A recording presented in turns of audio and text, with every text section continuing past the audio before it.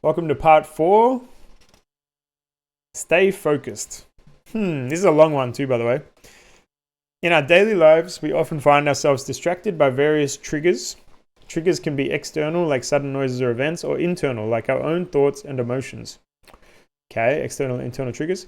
Recognizing and understanding these triggers is essential for maintaining focus and achieving our goals. So, understanding external triggers.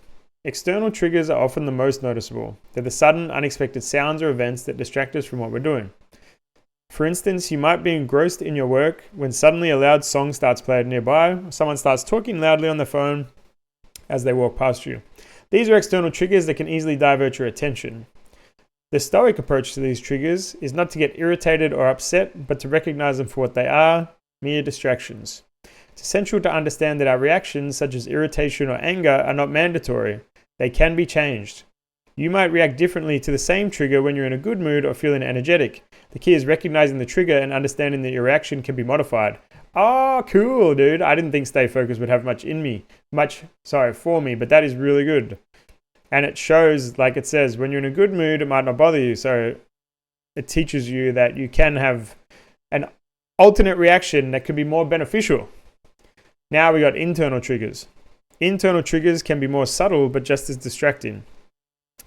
These thoughts and emotions suddenly pop into our minds, pull our attention away from the task at hand. For example, you might be working on a project when suddenly a memory from the past or a worry about the future intrudes on your thoughts. Again, the Stoic approach is to recognize these triggers, understand that our reactions to them are not set in stone. Just because a particular thought or emotion arises doesn't mean we must react in a specific way. We can choose how to respond to these internal triggers by recognizing them. That's something I could do better. I actually like this a lot. I'm good with external triggers, not so good with internal triggers. But treat it the same way. Cool.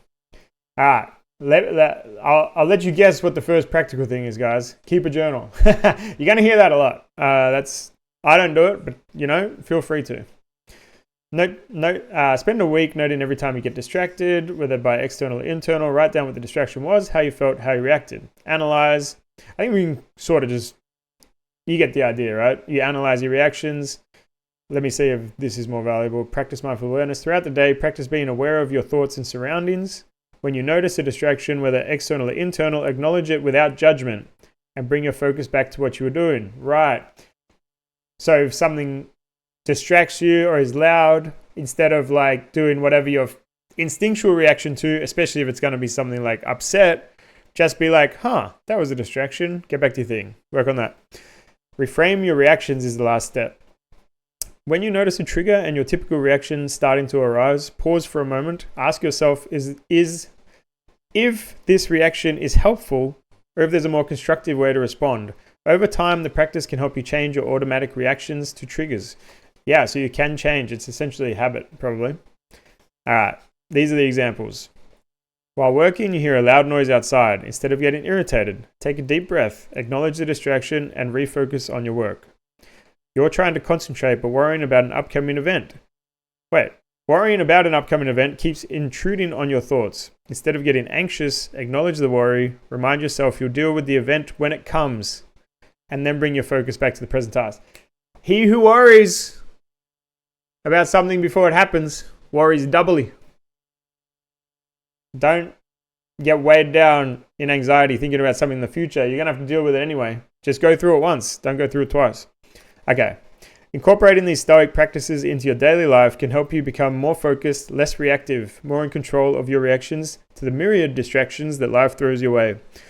Remember, it is not the triggers themselves, but our reactions to them that determine our peace of mind and productivity.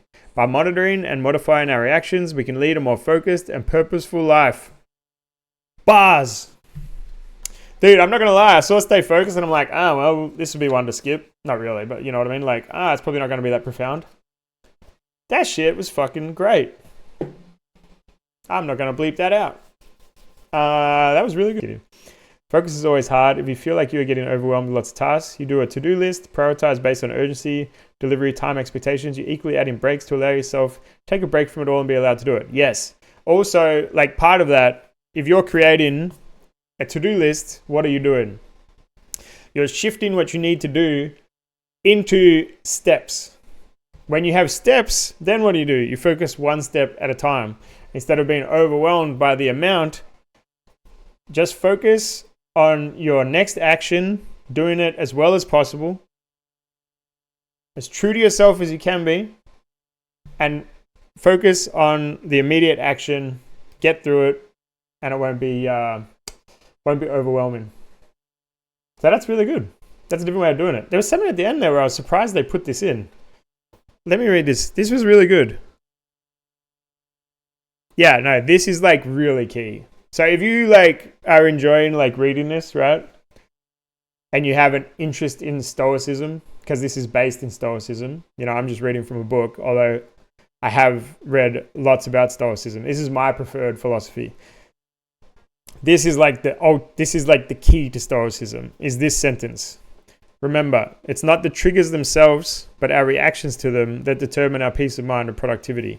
That's like the whole key that unlocks Stoicism, is like acknowledging that and then incorporating that into your way of living. Sometimes good to just smash out some of the quick items. May not be as high a priority, but you feel better to have removed some items to make a shorter list. Yo, that's really good, Hawker. Yeah, you've actually you can make a little bit of progress. Who